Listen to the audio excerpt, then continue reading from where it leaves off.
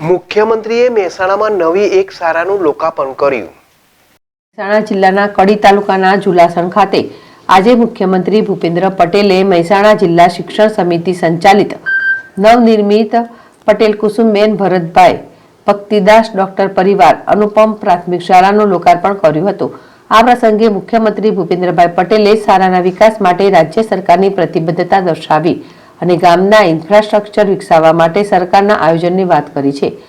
મુખ્યમંત્રીએ જણાવ્યું કે ગુજરાતના તમામ ગામો માટે રાજ્ય સરકાર દ્વારા વિકાસના અનેક અભિગમો અપનાવવામાં આવ્યા છે, જેમાં વીજળી, પાણી અને શિક્ષણ ઉપલબ્ધ કરાવવાનો પ્રયાસ કરવામાં આવ્યો છે।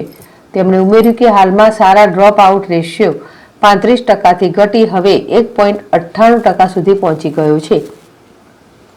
મુખ્યમંત્રીએ મહેસાણા જિલ્લાનો ઉલ્લેખ કરતા જણાવ્યું કે મહેસાણા જિલ્લામાં દીકરીઓનું શાળામાં એનરોલમેન્ટ રેશિયો 99.88% છે, જે સમગ્ર રાજ્ય માટે ગૌરવની વાત છે। આ પ્રસંગે તેમણે શિક્ષણની ગુણવત્તા વધારવા માટે સરકાર અને જનભાગીદારી વચ્ચે સંકલન પર ભાર મૂક્યો હતો। ભાવિન ભાવસાર, ZSTV, મહેસાણા।